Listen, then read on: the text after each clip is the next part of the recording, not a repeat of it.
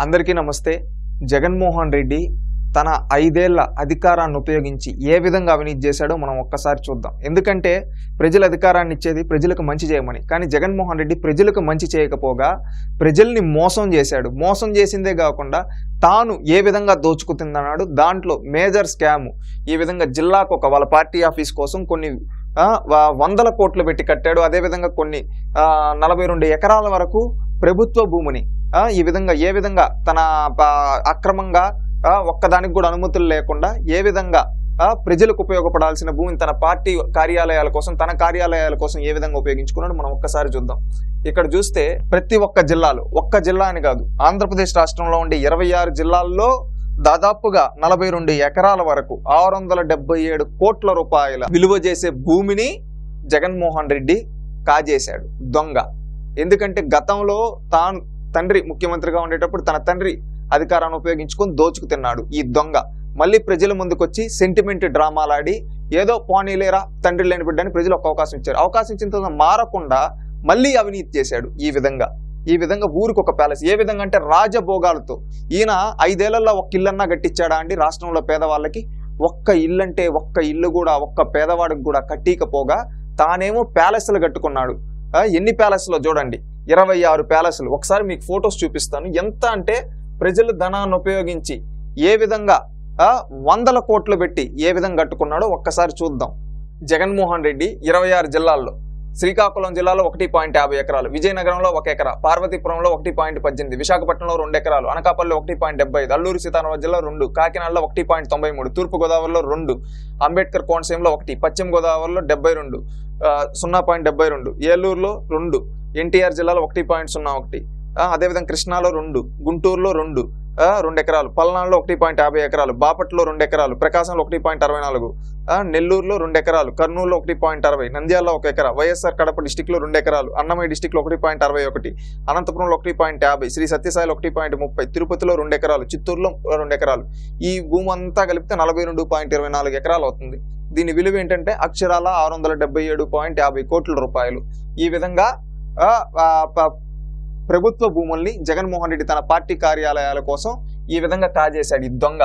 దీన్ని ఒకసారి మీరు చూస్తే అనకాపల్లి జిల్లాలో జగన్మోహన్ రెడ్డి వాడి ప్యాలెస్ చూడండి ఎంత విధంగా ఉందో. ఒక రాజభోగాల్లాగా ప్యాలెస్లు కట్టుకున్నాడు. ప్రజలకేమో ఒక ఇల్లు కట్టి లేకపోయాడు. కానీ ప్యాలెస్లేమో ఊరికి ఒక లెక్క, జిల్లాకి ఒకటి లెక్కన 26 ప్యాలెస్లు. ఏంటి జగన్మోహన్ రెడ్డి, ఇదేనా పేదల ప్రభుత్వం, ప్రజల ప్రభుత్వం అంటే? నువ్వు చెప్పిన మాటలకు గాలి మాటలు, నువ్వేమీ చేయలా. ఈ విధంగా అవినీతి చేసావు. చూడు ఏ విధంగా ఉన్నాయి చూడండి ప్యాలెస్లు.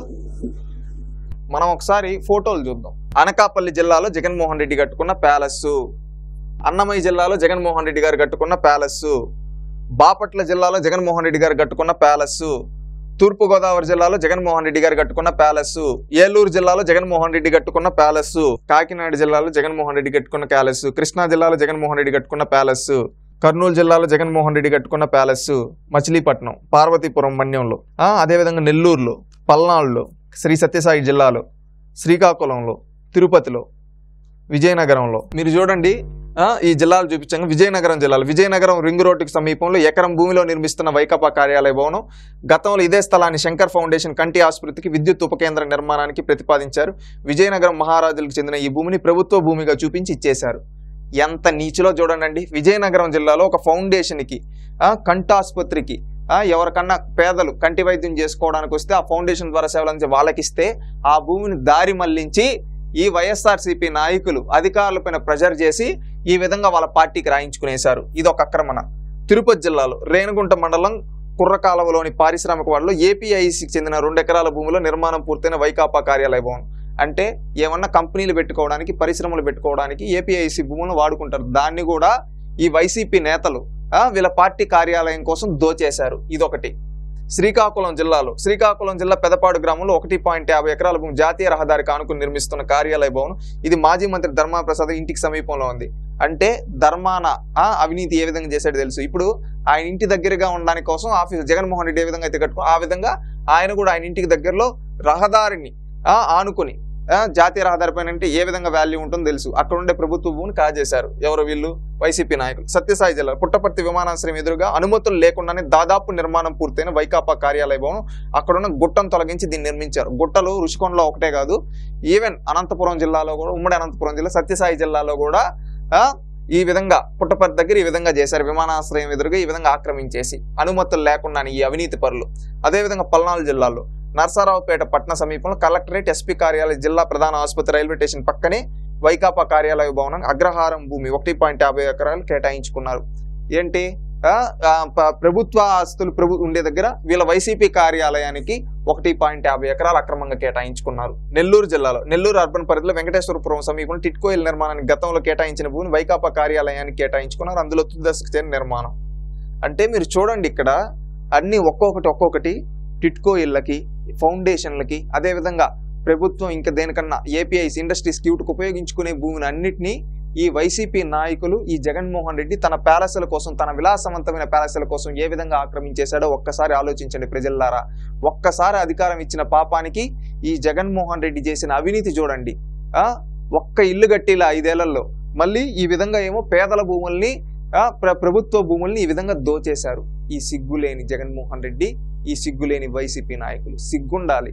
మళ్ళీ వీళ్ళు వచ్చి బయట ఇప్పుడు మాట్లాడుతూ ఉన్నారు. గతం నుంచి జగన్మోహన్ రెడ్డి గారు ఆ రోజు ఓడిపోయినప్పుడు వచ్చి బయటకు వచ్చి అన్నాడు, నేను ఇంత మంచి చేశాను, నువ్వు చేసిన మంచిదా? ఈ విధంగా పేదల భూములు దోచేయడం నువ్వు చేసిన మంచి, ఇవన్నీ తెలుసుకొని ప్రజలు ఓడించారు.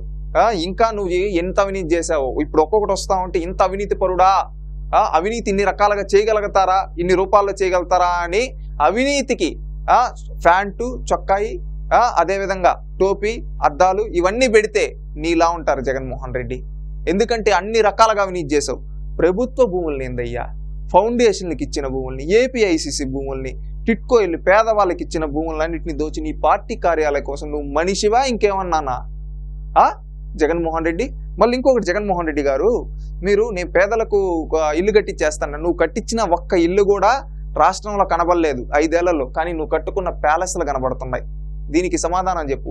అసెంబ్లీకి రాలేక పారిపోయిన పిరికి పంద జగన్మోహన్ రెడ్డి గారు, వీటన్నిటికీ సమాధానం చెప్పండి. వైసీపీ సోషల్ మీడియాకి, అదేవిధంగా వైసీపీ కార్యకర్తలకి, వైఎస్ఆర్ అభిమానులకి, వైఎస్ఆర్సీపీ కోటేసిన వాళ్ళకి సూటిగా అడుగుతూ ఉన్నాం. వీటన్నిటికి సమాధానం. ఇంత అక్రమార్జునుడయ్యా, ఈ విధంగా అక్రమార్జును చేసిన వాడిని ఏం చేయాలి?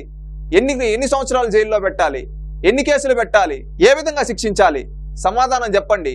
ఇంత అవినీతి పరుడు ఇతన్ని తెలుగుదేశం పార్టీ చంద్రబాబు నాయుడు గారిని కోరేది ఒక్కటే, ఏంటంటే ఇలాంటి అవినీతి పరులను మాత్రం వదలొద్దండి. ఇలాంటి అవినీతి పరులను వదిలితే రేపు రాష్ట్రాన్నే మింగేస్తారు రేపు భవిష్యత్తులో. అందుకని వీళ్ళు రేపు జీవితంలో బయటికి రాకుండా వీళ్ళకి శిక్ష పడాలి.